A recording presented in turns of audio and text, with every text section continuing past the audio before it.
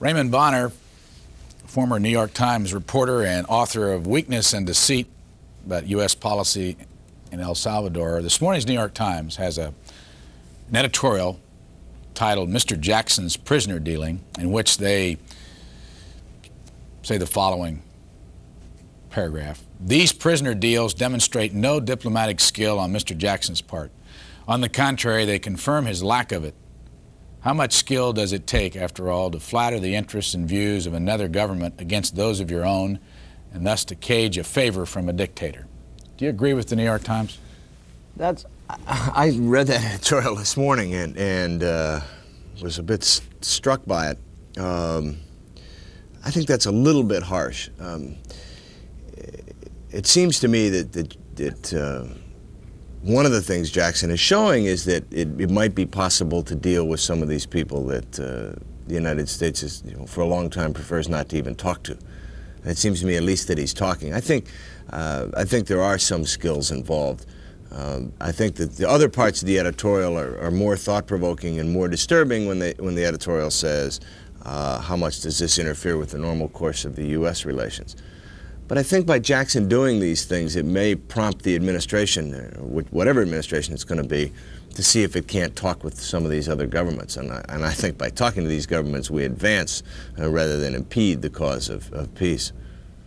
Ray Bonner graduated from Stanford Law School in 1967, spent 3.5 years, the last 3.5 years, as a correspondent with the New York Times, a lot of it in Central America. And he has a book, looks something like this, Weakness and Deceit. It's about U.S. policy in El Salvador, and he's nearing the end of a book tour, and he's just left the New York Times. I might just ask you flat out early, why? Oh, a lot of reasons, a lot of things I want to do. I was a lawyer. I turned journalist 5 years ago. I went to Bolivia. Not sure what I was going to do when I went to Bolivia, and at a time of a coup, and I see they've had another one now. And I guess I want to pick up on that journey again in part, and maybe write another book, and maybe do a variety of other things. Time to launch a third or fourth career. I've lost track of which one I'm on. I'm going to go back to this editorial because it probably will be somewhat discussed around town today. The Reverend Jesse Jackson's burgeoning traffic in prisoners from dictatorships is not, as President Reagan suggests, a prosecutable crime. But neither is it, as Mr. Jackson asserts, a moral enterprise. It is political opportunism and reckless disregard for American diplomacy. It is collaboration with the enemies of democracy and embarrassments of government, of the government of the United States. That a few individuals incidentally benefit from this showmanship does not relieve its cynicism. Are you surprised that the Times would say this? Oh, I don't know whether I'm surprised or not. There's a separation of church and state at most newspapers, and so what the editorial board says is different from what reporters might think or report. I think, Brian, you're right that the editorial is going to provoke discussion. It's caused me to think, and I guess that's what editorials are supposed to do. I mean, when I read it this morning, I guess I was a little surprised because it wasn't the way I had thought about his activities, and it's going to cause me to think, and it's something I really want to think about and put into the process as I try to decide. I guess, though, going back to what I said earlier, if he can do this, I would hope that it would encourage others within the administration, in the government, to try to work with some of these foreign governments to obtain the release of foreign prisoners. I mean, we're not only talking about Sakharov and the Soviet Union and Syria, the American pilot in Syria, and the Cubans, but I mean, you got Paraguay and Uruguay, and you could go around the world where there are hundreds of political prisoners. Take any look at one of Amnesty International's monthly or annual reports, and you'll see the list of political prisoners. If something can come out of this positive, like someone within the government can say, well, maybe we ought to try this same type of political opportunism, as the New York Times calls it, or diplomacy, as Mr. Jackson and his supporters would call it, then I think it might be positive. Papers are not actually full, at least here on the East Coast, of stories about Central America today, but there are some interesting stories about Central and South America, and because you've spent so much time down there and written a book about it, see if you can put this into context for us. Here's a story on the front page of the Washington Post, Ed Cody's story out of Miami. Anti-Sandinista funds low, rebels solicit private groups. This is suggesting that because the U.S. government is not able to fund the anti-Sandinista guerrilla forces, down in Nicaragua, that they're coming to the United States for funds. Let me ask you, do you think they'll get the money? Do you think they'll get the money eventually from the U.S. government, and do you think it's good or bad? Well, I think the second question, will they get the money eventually from the U.S. government? I think the answer is yes, and I think the story within the story, and I trust every good reporter, at least some of them, are going to be out there hustling around to see who these private groups are and whether the CIA, as it has done in the past, isn't just channeling the money through these private groups to the anti-Sandinista contras. I think the other question that article raises, the one that struck me this morning, you might recall that about 4 or 5 months ago, the United States denied a visa to Rubén Zamora and Guillermo Ungo, who are political leaders, Democrats, but political leaders of the opposition in El Salvador, and they denied visas on the grounds that they'd been soliciting funds for the guerrillas of El Salvador. It seems to me that now we have people in the United States soliciting funds for the anti-Sandinista rebels that we ought to play equally and let everybody in the United States who wants to solicit or whatever their point of view is. In the New York Times, back to your old newspaper, poet recalls 21 dark years in Cuba by Jesus Rangel, and it's a Dateline Miami. It's one of the gentlemen who was released by Castro. In one breath, Andres Vargas Gomez said he would rather forget the psychological and physical torture he says he endured in 21 years of imprisonment in Cuba and talk about his plans to lead a tranquil life of teaching and writing at St. Thomas University here, meaning Miami. Excuse me. What I want to ask you about is later on in the article, Mr. Vargas says the interrogation centered on questions about his anti-Castro activities and whether he had ties with the CIA. I have never had any connection with the CIA, he said. I have never done any work for them, but I do think the agency is necessary. My motivation has always been my belief in anti-communism and love of Cuba. Whenever something goes wrong in Cuba, Castro blames it on the CIA. I think that's where the impression of me started. You think this gentleman was a CIA agent, and how pervasive is that down in Cuba and the Central American area? Well, I don't know if he was a CIA agent. It's difficult to know on every one of these individuals. There's no reason if he says he's not to believe that he wasn't, but there's certainly, it's pretty pervasive. I mean, the CIA is, especially in Central America now, is going all over the place. I mean, nobody knows the full extent of their CIA activities. I mean, I remember recently Salvador named 6 CIA paid CIA informants in El Salvador, and some of the people on the list was really stunning to those of us who had covered El Salvador, because we'd been meeting with these people somewhat on a regular basis, and to find out that they'd been paid by the CIA is a little bit frightening. So I think it's pretty pervasive, especially today when there seems to be very little control over what the CIA is up to, if the last 6 months are any indication. This is your book, Weakness and Deceit. You completed it in March, I believe, of this year. When did you finish writing it? Actually in March? No, in January. And when was the last time you went down to Central America? About 1.5 years ago. But a lot of what's in this book has to do with documents that you got through the Freedom of Information Act? Yeah, it's more based on Washington. I mean, I use my own understanding of the region from having been down there, but the book is based primarily on documents that I obtained either under the Freedom of Information Act or that were leaked to me. One of the things I noticed in the introduction, you talked about talking off the record or candidly with State Department officials behind the scenes, and you said they talked candidly, but most insisted that their names not be used. Then this sentence popped out of the page. It was an understandable request. They are still in the government. What they told me ran counter to public accounts. As a way maybe of introducing our audience to what you think about the whole situation in Central America, do what we hear from the government and what we read in the newspapers differ greatly from what is actually happening in places like Central America? Pretty much so. I mean, that's really, in this book in some ways you could take and divide the pages or the screen and say, here's what we were told and here's what the secret documents, the confidential documents show. The book is based on the documents that I obtained, which were the reports from the embassy in El Salvador, and this goes back to 1979, Carter administration, from the embassy in El Salvador to Washington. That reporting was pretty accurate, pretty honest, fit the reality pretty closely. The distortions came in Washington. That's where we weren't being told. What the embassy was telling Washington isn't what we, the people, or the Congress was being told by the State Department or by other branches of the administration. And tremendous discrepancies. I mean, on the land reform was never as great as it was touted to be. The human rights situation was much worse than we were told it was. The brutality of the Salvadoran army was something much greater than we've been told. Let me tell you one document. I'll never forget when I got this one. I mean, I read it and I kept reading it, and I called friends of mine who had been reporters down there and the people who covered El Salvador. I said, listen to this. Let me read you this. And it was just one paragraph, and it said, the Army here operates with a list system. If your name happens to be on it, you can expect to live for 24 hours. Young people between the ages of 16 to 20 are the greatest victims of the indiscriminate violence because the Army considers all students to be potential subversives. And that was at a time that we were saying we were supporting this moderate central government that could control the military. And throughout it's that way.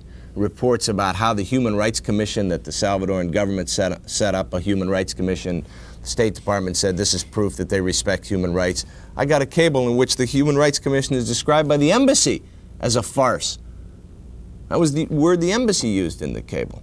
And it goes on and on like that. The International Committee of the Red Cross in Geneva, another secret cable I got, November 1983. November 1983, it was the fourth time that the Reagan administration had certified an improving human rights situation.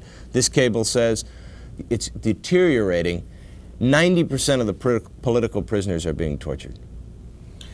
4 East Coast lines are already lighted. Let's go to the phones. It's 202-628-2525. In the West, it's 202-783-2727.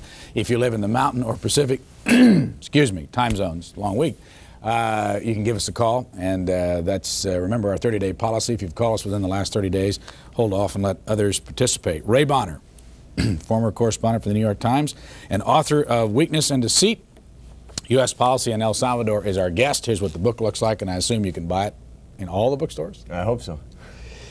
The question I had is when I was reading your book and thinking about it this morning was, you suggest that the State Department officials are not telling it straight in public, and that the Reagan administration has not been telling it straight in public. Nor was the Carter administration. Or the Carter administration. The book covers both. Why? Question I'm often asked. I think there are 2 reasons, and they're related, Brian. The polls show that 2 out of 3 Americans are opposed to the policy in Central America. And I think we're a very moral country. And I say that positively, not in any self-righteousness or whatever. And I think the American people simply would not have supported, even the 2 out of 3, it would be 8 out of 10 would be opposed, 9 out of 10. The American people would have been outraged if they'd known what was going on down there, if they knew the extent of the brutality of the Salvadoran army, an army that we were spending hundreds of millions of dollars on. I think the American people would have said no. You remember some of those votes in Congress were very close, 4 or 5 votes. Back early in the Carter administration, there were some committee votes, 5-3.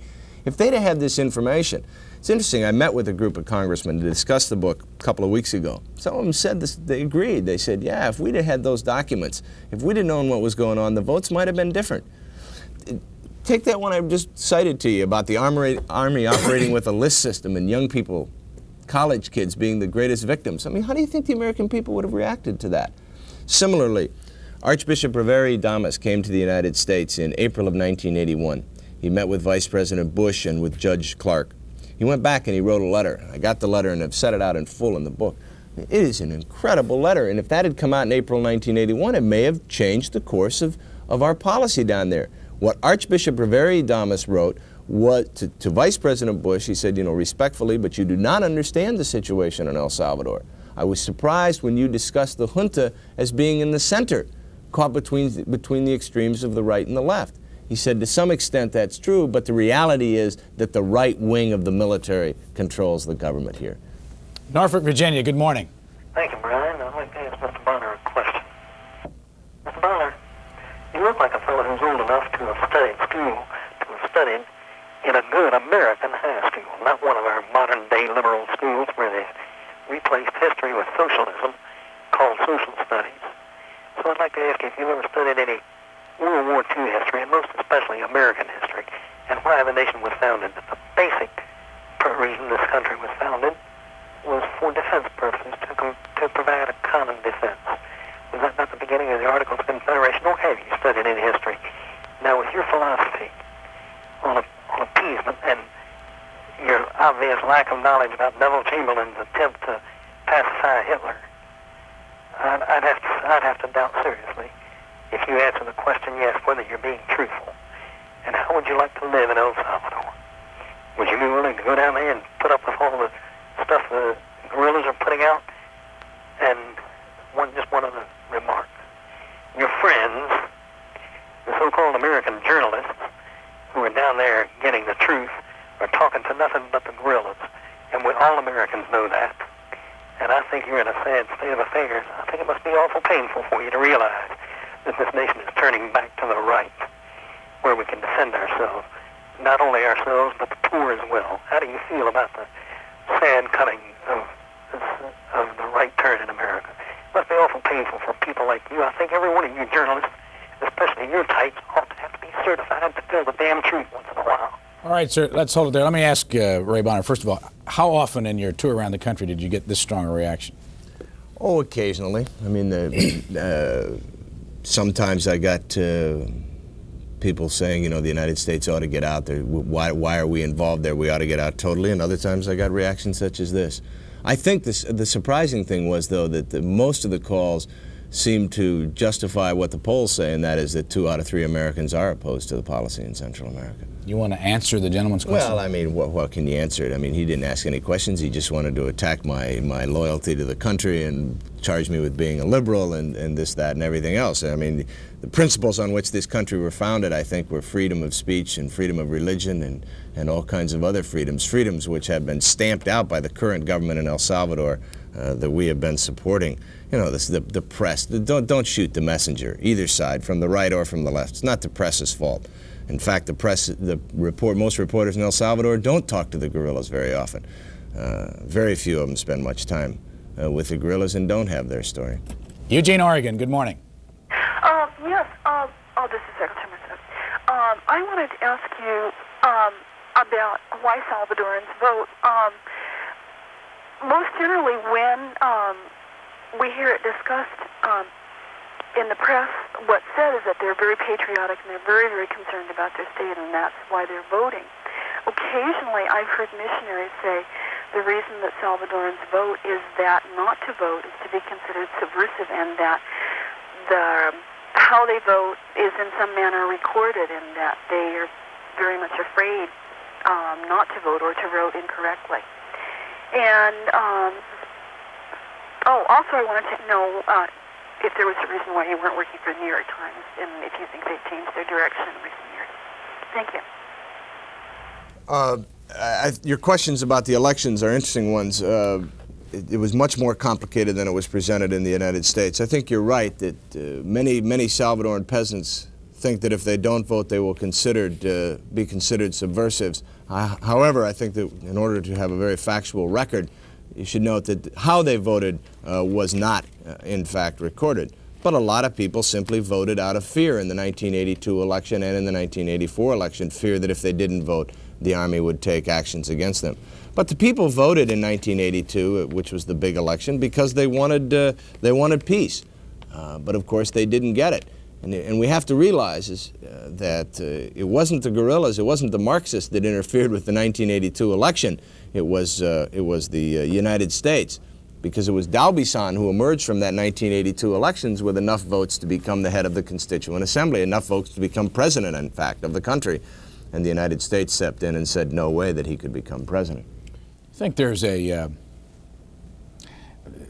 you find that in reporting, and you've known a lot of reporters, you give credit to a lot of them in your book, is there a bias? We've talked a lot about this week. We had the Rupert Murdoch, Ben Bradley debate on from AEI. Do you find that people feel strongly about issues as you go about your job?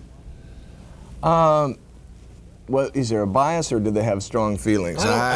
We've talked so much about the labels of bias. I just wondered, were you a journalist, and will you continue to be a journalist because you feel strongly about issues, or because you believe in journalism as a profession? I think most journalists, it's because they believe in journalism as a profession, not because they feel particularly strong about issues. It's interesting. One reporter, an older fellow who was, he'd been around the profession for quite a while, was interviewing me for a story about the book. And afterwards, because I've been charged with being an advocate journalist, and he said something quite surprising. He said, you know, I think, and I've always defended. I said, I'm not an advocate journalist. I think that's an unfair charge. And he said, well, you know, you should be happy with that. He said, I think we need more advocate journalists. He said, especially in a situation like in El Salvador. He'd been in El Salvador. He said, you know, when it gets to those extremes, it's hard not to be an advocate for some kind of telling of the truth and an ending to the brutality. But I think most journalists are in it because of the profession. New York City, good morning. Please turn your television set down. Okay, let me just fix this. Yeah, you got to turn it all the way down. You can hear us through the receiver. All the way down.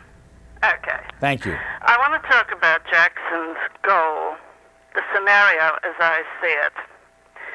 First of all, if you look at his campaign policy advisors and mentors, they are radicals, and they're mostly white. And their goal is to get a radical movement going again in this country. Caller, let me interrupt at that point. Do you by chance know any of the names of his advisors? Yes. Could you give them to us? Okay. Paul O'Dwyer, Barry Commoner, and a guy by the name of Odell, who has a kind of Marxist-Leninist background. Then there's a black woman I heard on the television the other night saying what they did to get out good men from Assad. They told him that if they just keep up the pressure on Reagan, it'll cave in anyway, and give them good men, and then Jackson will have he'll have a victory and will be able to be of some help in the future. What? She didn't say the last sentence, but this is what I interpreted. Okay. Now, the first phase of this, so I don't know whose idea it was to get the radical movement going, whether it was his mentors or Jackson or both. First phase in the strategy was to concentrate on getting a massive black impassioned following. For this, they used Farrakhan, who incited the blacks, and tell them that unless they voted for and supported Jackson, they were traded to their cause. Black journalists, he had meetings with them and tell them they mustn't write against Jackson. What they have to do is, in effect, he wanted them to do a PR job. You think this is all... was very successful. Do you think this is all... Let me completed the first phase. The second phase now is to start the Rainbow Coalition. I've heard Jackson say it's ready for the second phase. This is the second phase. Start the Rainbow Coalition by raising a clarion call to all radicals, Jews, Irish, etc. And he will succeed in getting those people because, first of all, they've heard him express radical sentiments in his trip in Latin America. When he said, long live Castro, long live Che Guevara, long live Lumumba, it did two things. First of all, it did attract the attention of radicals who normally would not have been attracted to him on account of Farrakhan and on account of the concentration on the black against the white. This attracted them now also by bad-mouthing our government.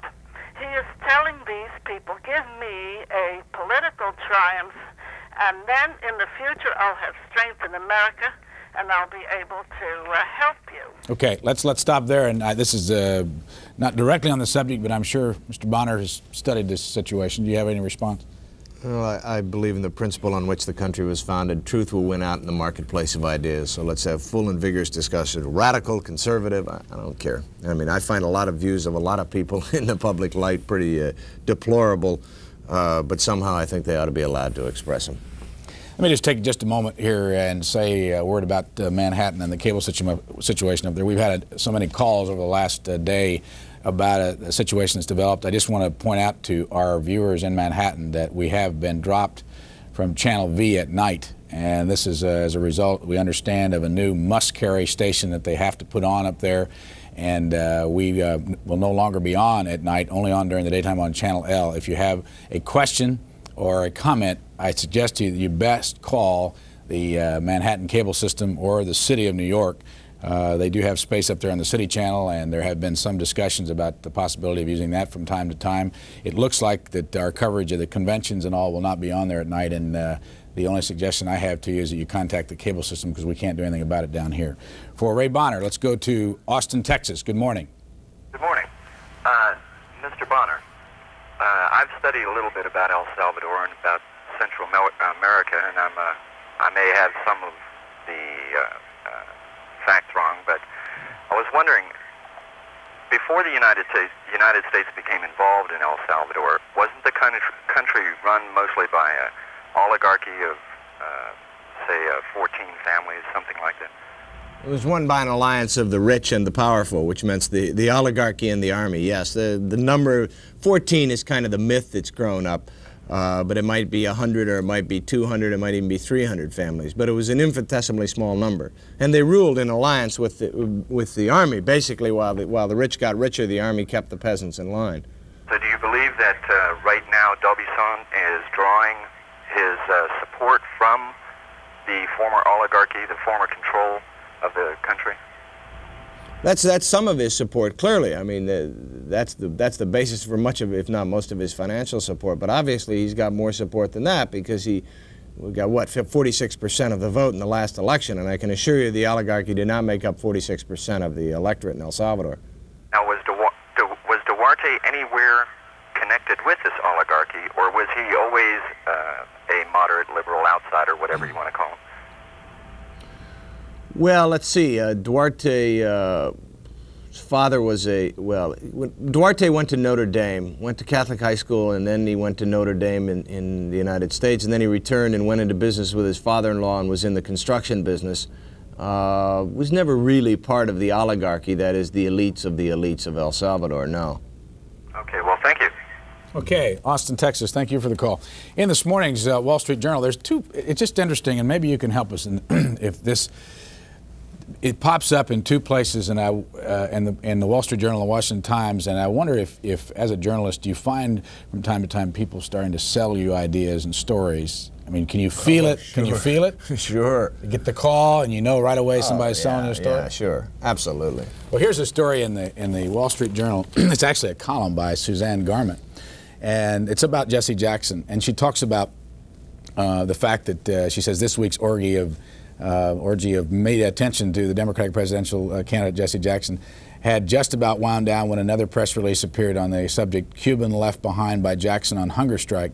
Mr. Jackson carried with him to Cuba a list of political prisoners whose release he said he would do everything possible to secure. One man on the list was Santos Mirabal, imprisoned at the age of 12 by Fidel Castro. When Mr. Castro decided to release some prisoners to Mr. Jackson, prison authorities put Mr. Mirabal on the bus to freedom, drove out through the prison gates and stopped the bus, took him off, and sent him back. As he left the bus, he announced he was going to undertake the risk of a hunger strike and said, "Please tell the world about those of us who have been left behind. There is no record of protest by Mr. Jackson and Mr. Mirabal's behalf." Now, that's Suzanne Garment's column this morning, and I'm going to switch quickly over here to the front page of the Washington Times. Cubans rip freedom from prisoners' grasp. Stephanie Nall. Freedom seemed just hours away from Santos Mirabal Rodriguez when guards at Cuba's, I believe it's Boniato prison, pulled him and other political prisoners from their cells during the early morning hours. It goes on to tell the same story. Same story. Yeah. Is that the kind of story that is sold by someone out there? And if it is being sold, who would it be? And why haven't the other media picked it up? Well, it's sold is too strong a word, I suppose. I mean, it's sure. I mean, this town, as you know, and in New York is the second one, are full of people who get paid and get paid very handsomely to get certain stories out. And in this town, you not only have a public relations firm, but you have all the various institutes, you know, whether it's the Heritage Foundation, American Enterprise Institute, Carnegie Institute of Policy Studies, whatever. You have all kinds of groups that are trying to get their messages and their stories out. Why other media didn't pick it up, it may depend on who was peddling it or what some foreign editor thought of the validity of the story and the importance of it. I mean, it's interesting, the Washington Times has it on the front page and the Wall Street Journal has it as a column, which is a different approach to the story. Oh yeah, but it happens all the time. Miami, Florida, good morning. You're on the air, Miami. Go ahead, please. Okay, sir. I'd like to make a comment on his comments. I'd like to tell him that we in El Salvador don't want the guerrillas. We want a democratic process, and that's why we went to vote. We didn't vote for fear. We voted because we wanted a democratic government. And I think that the fact that the guerrillas are communists, they don't want to come to elections. They are not going to be elected. Caller, are you from El Salvador? Sir? Are you from El Salvador? Sir. Did you vote in the last election? Yes, sir. Why are you in Miami? I'm here visiting a friend. And you're saying, well, let's ask Mr. Stay on the line, please. Let's ask Mr. Bonner to respond to her first comment. Well, she may have voted for that reason, no question about it. Other people voted out of fear. Other people voted because they felt they had to. Other people voted because they were afraid the guerrillas might do something. Excuse me, sir, but a lot of my friends, and I know many people, they voted because of the reason I stated. And sure. Where were you? Where did you vote? In the Capitol? Yes, sir. And did you travel outside in the countryside at all on election day? Did you talk? Wait a minute. Did you talk to any peasants? I live inside the country. And do you have any relatives who are peasants? Yes, sir. Of course. Relatives who are peasants. You think my friends are rich? All of my friends are multimillionaires? No, not multimillionaires. I also wanted to tell you something. Some of the guerrillas, city guerrillas, these people are, your next door neighbor may be a guerrilla fighter. And that's why the government sometimes is so, they don't know who they are fighting against. People that during the day may be holding a job and they are doing guerrilla fighting at night. It's very difficult when the guerrillas are fighting in a country not to hurt anyone even by mistake. Now, I am worried about people so worried about the human rights in El Salvador, but they don't worry about the human rights in Nicaragua or in Cuba, where thousands of people have been incarcerated and killed just because they don't believe in communism. Caller, who did you... A lot of people are very worried about El Salvador human rights. How about the other countries? Caller, who did you vote for? For the president that is right now. Mr. Duarte. And also, let me tell you something, sir. Let me tell you something about my country. And I hear a lot of journalists going to our country and making comments on television. Some of these people don't even speak Spanish. I don't know where they get their translators or who they speak to. But I hear that half of the times they don't speak the truth on television here. They make a distorted idea of what is going on in the country. I think that we are fighting for a democratic process, and we should be allowed to have a democratic government before these guerrillas take over, like they did in Nicaragua. Stay on the line a minute, caller. Let Mr. Bonner respond.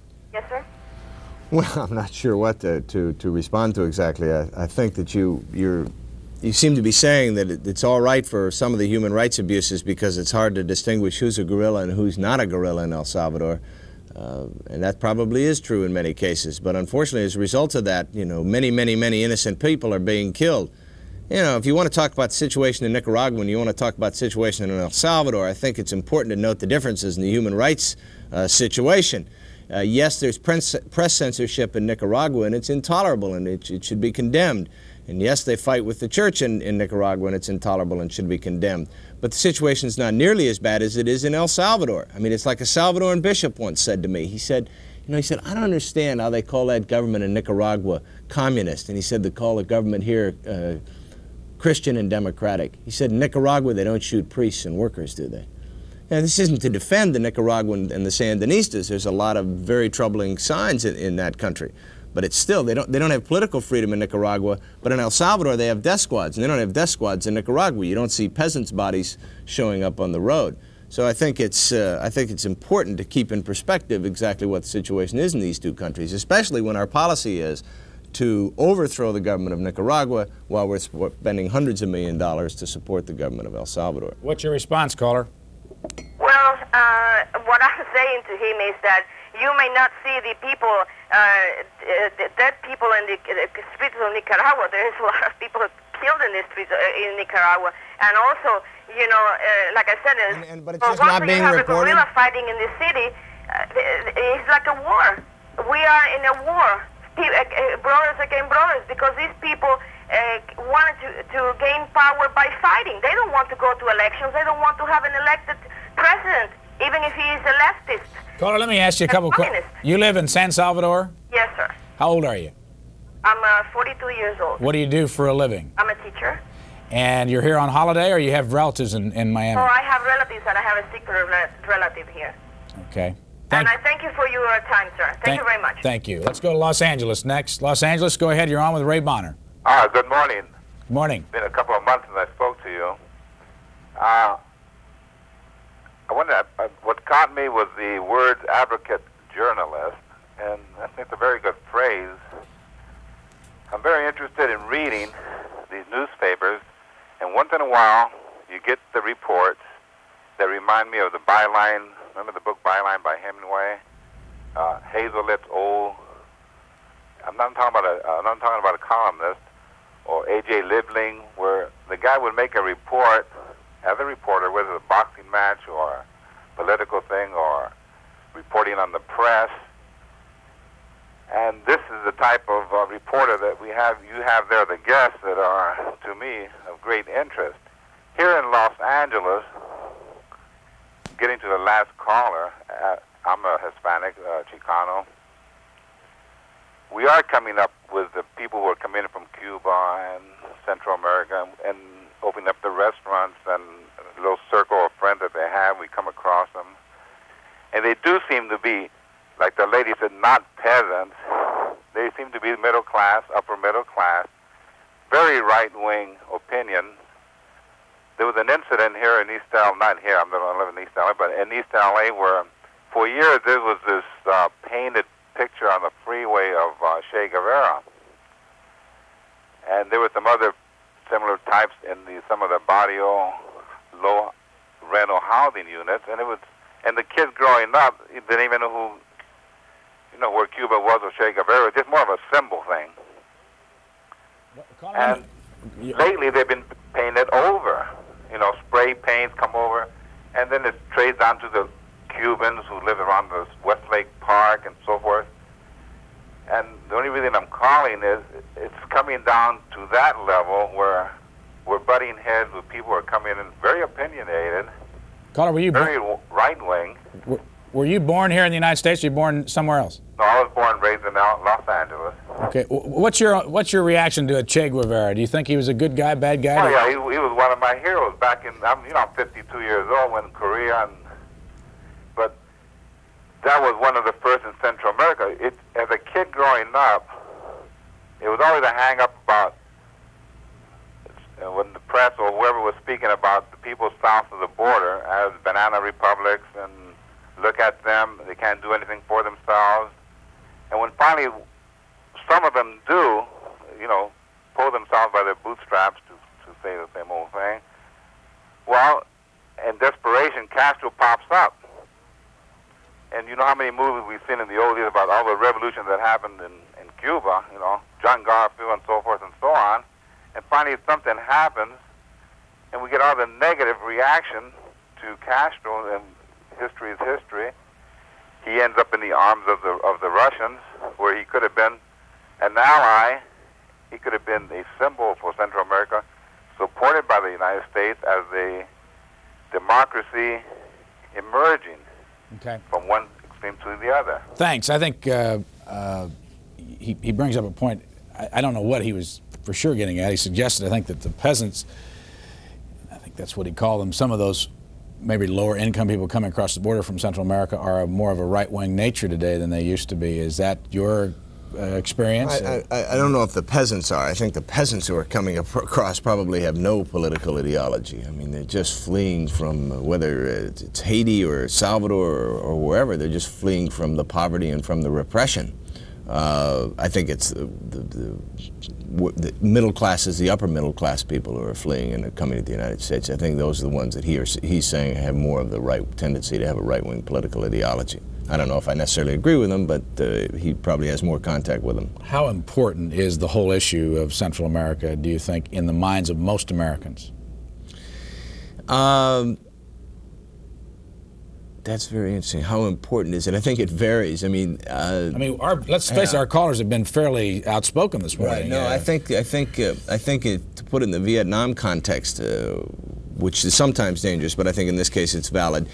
I think there's more of an interest and an awareness of what's happening in Central America at this level of U.S. involvement that there was in Vietnam at the counterpart level of U.S. military involvement. And I think the administration uses the line that San Salvador is closer to Washington, D.C. than Los Angeles is to Washington, D.C., and therefore we should be interested and involved. I think that's true. A lot of people realize it is close and that we should know about it and we should know what's happening. But I'm also stunned by the number of people who say, and it's not, I'm not saying unanimous or majority, but the number who say we should just get out of there and leave those people alone. It was interesting, the caller before, the woman from Miami, said something very telling. She says it's brothers against brothers.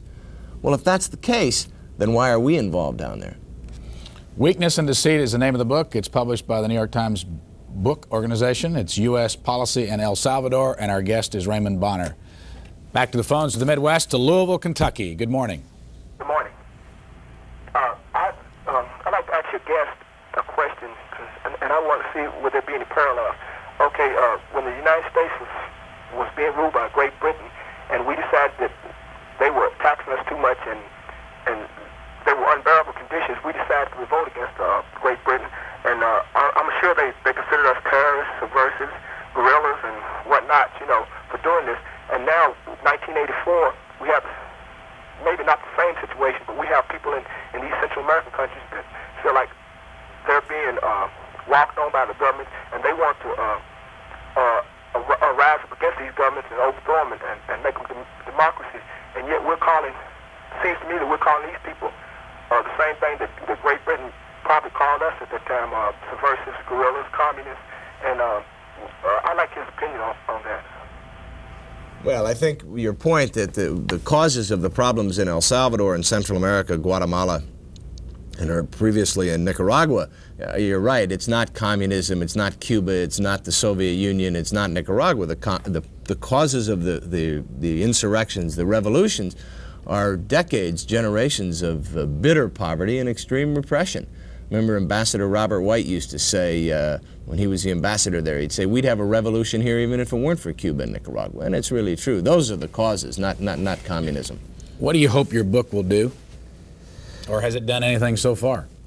Oh, I suppose it's presumptuous to hope it'll have any impact, but I mean, one of the reviews recently, the reviews, I'm pleased to say, have been very good except for one or two, and one of the criticisms was that I don't offer any policy solutions.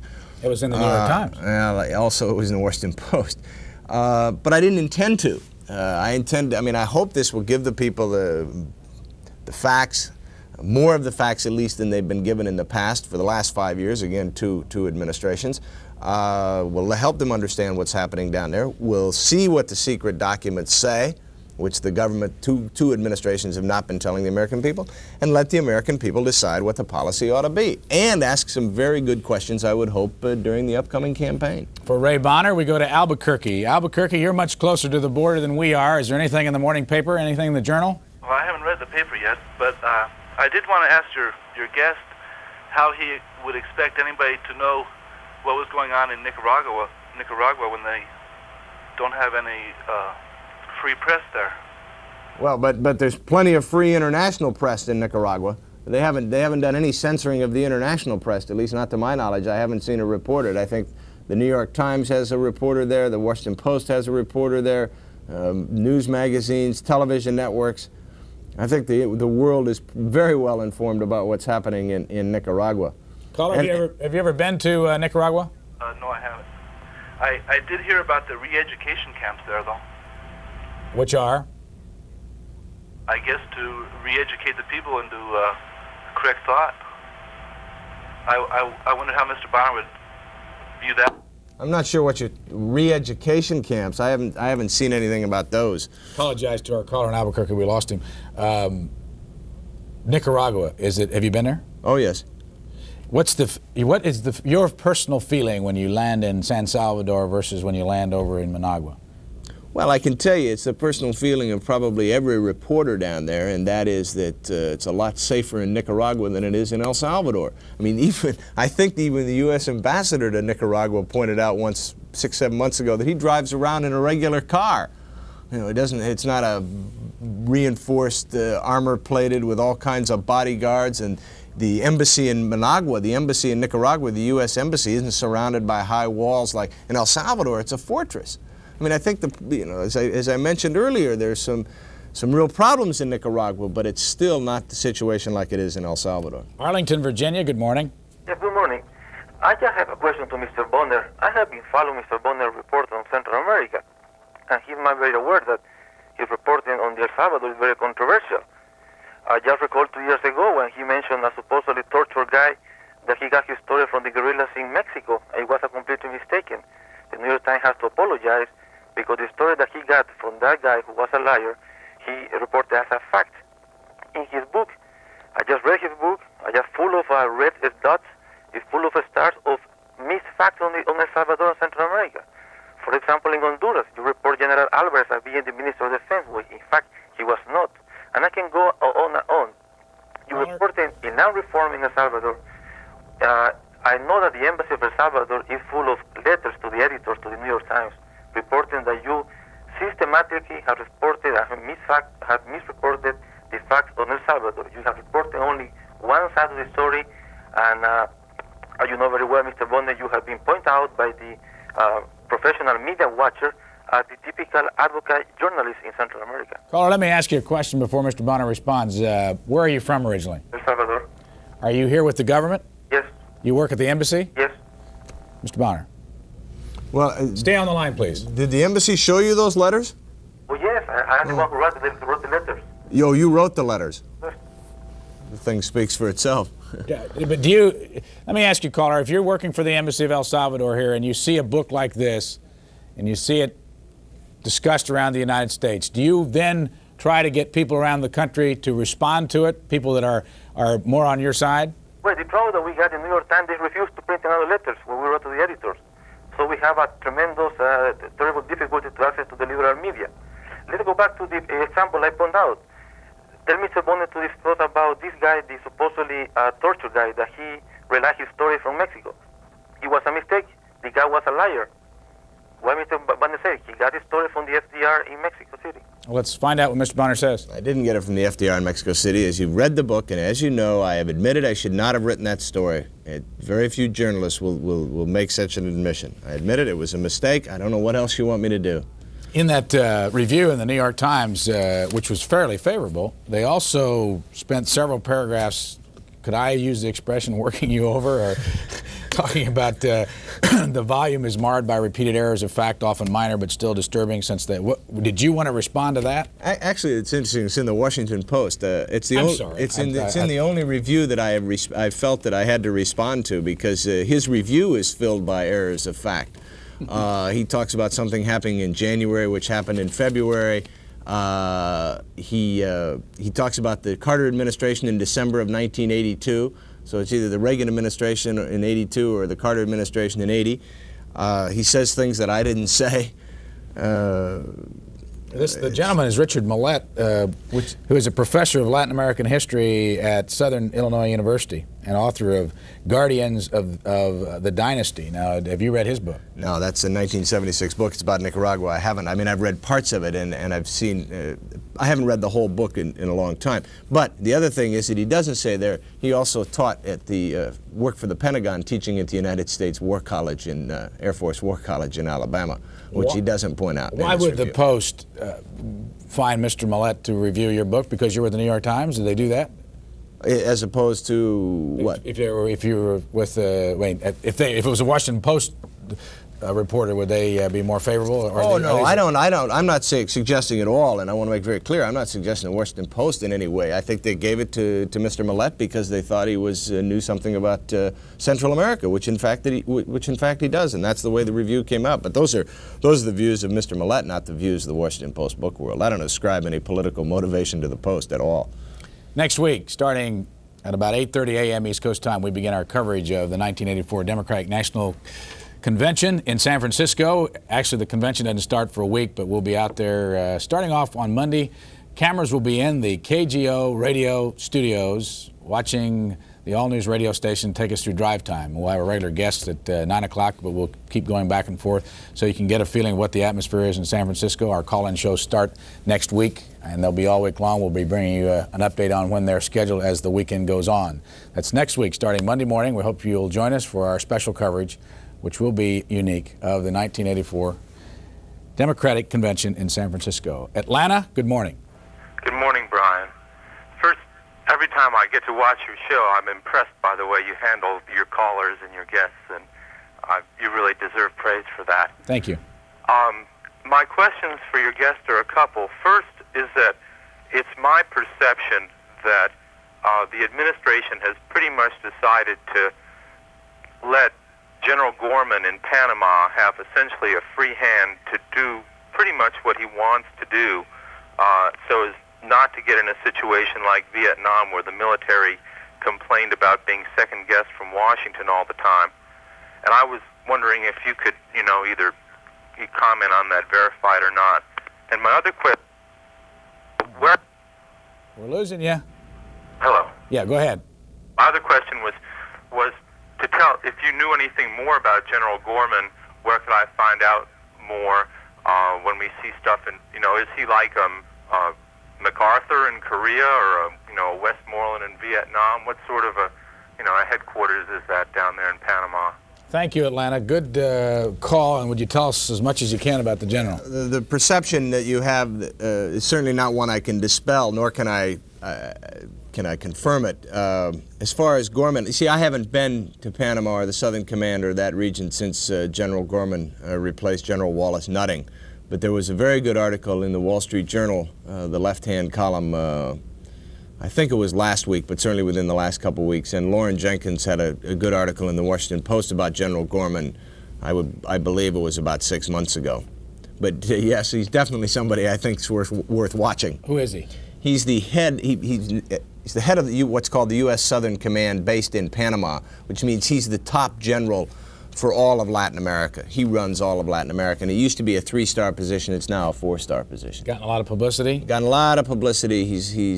Many people think he's, as this caller does, that he has a lot to say about the policy in Central America at this time, especially in Honduras and the military buildup there. Can't let the show go by without showing this photograph on the front page of USA Today as they get ready for a weekend. They always give us some special things over the weekend to look at. This is the Miss USA contestant from Alamogordo, New Mexico. There's her parents right here.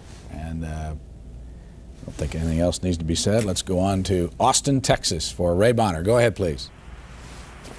Good morning, Austin. Good morning. I was just listening to your guest, and he reminds me of about 99% of these Zone A boys that go in and get just a little bit of information and spread it around real good. It isn't, I'm trying not to get very angry because it's what you call intellectual ignorance. There's no in-depth writing today, and he's gone in and gotten a lot of stuff.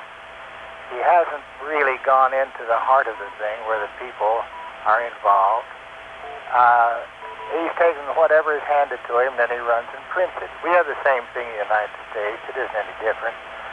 The black situation, for example, we have some excellent black people in this country that are never really brought out and given the benefit they should have and the recognition they should have. We get this business of Jackson and this Farrakhan and all this stuff. And if the writer would really think about it, we had race riots in Detroit in World War I. We had race riots in Detroit, World War II, and in World War, what would have been the equivalent of World War III, time-wise, we had riots again. Now, this is not the black people rioting. During World War I, World War II, and in the present time, Caller, we're running out. You have this communist-inspired thing which has been proven time and time again, and I can give you some good examples if you want them. Okay, thanks. We're going to have to let you go because we are running out of time, and he's suggesting that a lot of what's going on, I suspect, is communist-inspired. I don't know whether the inference went over to you. We won't go that far, but your reaction to when he suggests that you just take everything that's printed and put it down on paper. Well, I mean, everything's given to you and put down. I think anybody who reads the books will see that's not true. I mean, it's not it's a volume, overwhelming amount of information. I mean, these are government documents. These aren't my documents. Is that the backbone of this book? I think so. Yeah, I think there's two backbones. Part of it's like I.F. Stone taught. It's all in the public record. Fascinating. I read every congressional hearing on El Salvador and Central America. Incredible the stuff that was in those hearings. including assurances that the advisors would only be there 1 year and would only train 1 battalion, and they didn't want more than $25 million. The Reagan administration said this in April of '81. So it's the public record, and then it's supplemented or added to or compared with all of the secret documents. And I must have file drawer, 2 file drawers full of documents. Very brief amount of time left. Give us a quick thumbnail sketch of what it's like to run around the country and talk to the American people on talk shows and all that stuff. Educational. It's interesting to see what the American people are thinking, and I think the calls this morning are reflective. Many people who say, what are we doing there? We should get out. Many people, I get many calls from people from El Salvador who are in the United States. That woman spoke very, very good English, by the way, which is very interesting, the woman living in Miami.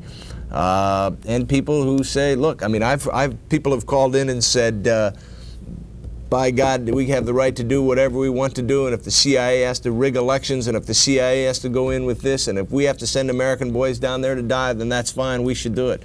But I mean, the problem is, on both sides, the sad thing is, whether it's the extreme right or the extreme left or the radical right or the radical left or however you want to define them, so few people are speaking with the facts and speaking with any understanding. It's too much of it from the gut and from the heart and too little discussion from the head. Ray Bonner is an attorney, graduate of Stanford University Law School back in 1967, 3.5 years at the New York Times, just left there, has written this book, published by the Times, called Weakness and Deceit, U.S. Policy in El Salvador. And we want to thank him for being with us, and you all have a nice weekend.